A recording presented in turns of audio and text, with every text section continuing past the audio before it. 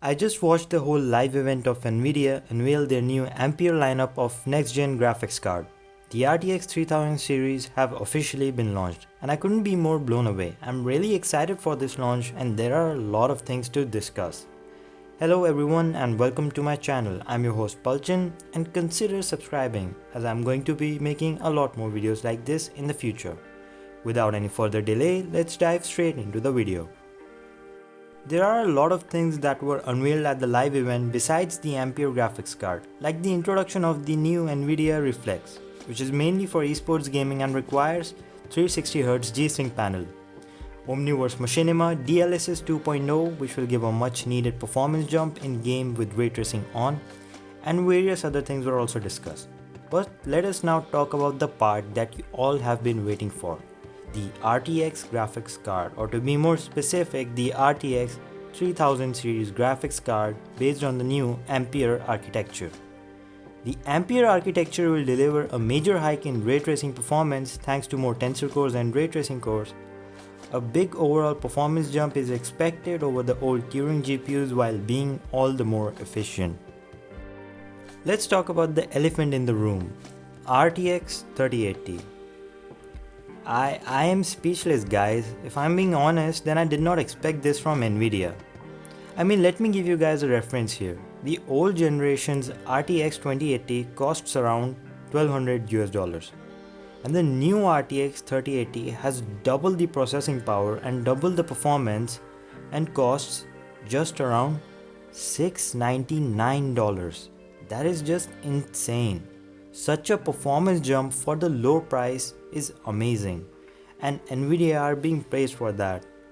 The RTX 3080 will have 10GB of GDDR6X memory, which is twice as fast as GDDR6 with a memory buffer of 19GB per second and a boost clock of 1710 MHz with 8704 CUDA cores and 29.8 teraflops, and is allegedly 1.9 times more efficient than its Turing counterpart.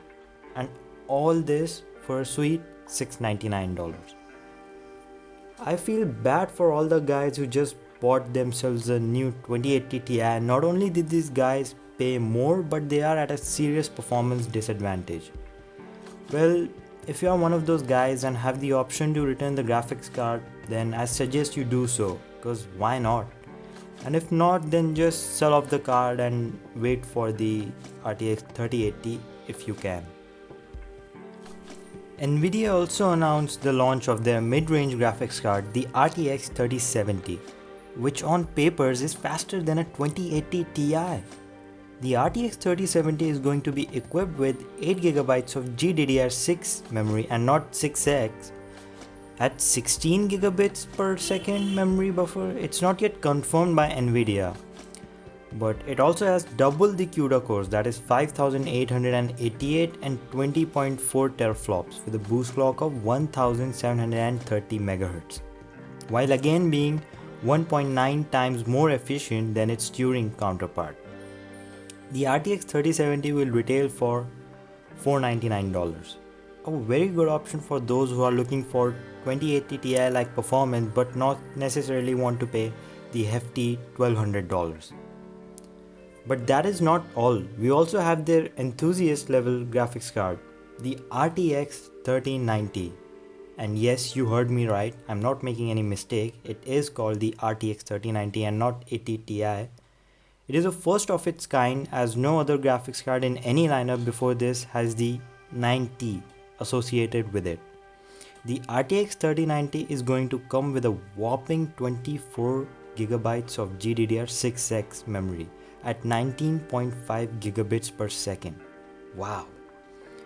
With 10,496 CUDA cores and 35.7 teraflops of FP32 compute, and has a boost clock of 1700 MHz and will cost you $1499. Now this graphics card will be capable of 8K gaming at 60 FPS, and Nvidia portrayed this with the help of a few streamers which they call to game at 8K resolution. That is so crazy. Who would have thought we could have seen a graphics card that will be capable of 8K gaming without SLI? Well, here we are. Now, I see this card exists for two main reasons. A, being the Nvidia's $1000 price range was empty as the new RTX 3080 is just under $700, and B, to replace the last gen RTX Titan graphics card, which also had a 24GB of memory, but it retails in upwards of $2000. So they're clearly trying to capitalize on that. Let us talk about the design these graphics cards are going for this year.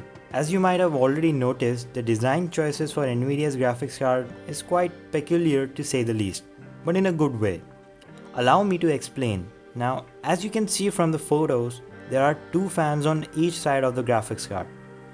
One fan will draw the cold air provided by the front intake system fans, and that air will come out the GPU as hot air, then to be blown out by the exhaust system fans. While this is happening, the second GPU fan will also draw the cold air from the bottom, but this is to blow directly out of the case through the rear vents on the GPU. Now, this new thermal design is claimed to be 30% more efficient than the previous reference card design, while providing 55% more airflow to the GPU and also being 3 times more quieter. Whether these claims stand out to be true in actuality is something only time will tell. But if they are true, then the AIBs will have more pressure on them, as they would have to beat the stock cards, as a lot of consumers might go with the reference card this year.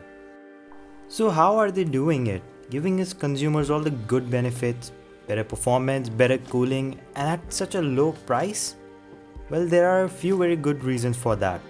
One could be the AMD's rise in the CPU market has put Nvidia back up on their toes in order to stay competitive in the GPU market, so they don't face the same fate as Intel did. Also, the fact that this is a second generation of the ray tracing technology, and hence the performance improvements were to be expected. As with any technological advancement, the first generation is not always going to be as refined as you would want them to be, and the companies are also well aware of the fact, and hence the second generation of the set technology, in this case the ray tracing, will be refined. As a result, you see the massive improvements in performance.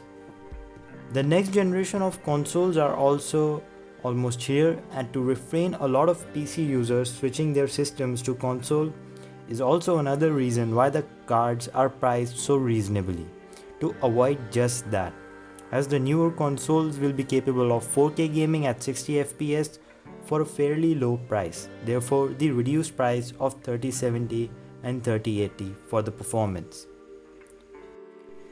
The RTX 3000 series is here, and I'm pretty stoked about it. I cannot wait to see how these cards perform in actuality and how much of the Nvidia's claims hold true. I am a little worried about AMD though. They are also going to be releasing their RDNA 2 or Big Navi graphics card, and if they are competitive, then we can see even more price drop from Nvidia's side in order to remain in the market. And if not, then Nvidia will keep on charging their retail price, and AMD might then focus on staying competitive in the low to mid tier segments with the cost effective cards. But whatever the case may be, we the consumers will win from this competition, as we will be getting the most value for our money. If you like this video, then leave a thumbs up, and I want to know what are your thoughts on this whole launch. Comment below and we will discuss. And last but not the least, if you are new here, then subscribe to my channel and hit the bell notifications so you don't miss a single video. Once again, thank you for watching. I'll see you guys in the next one.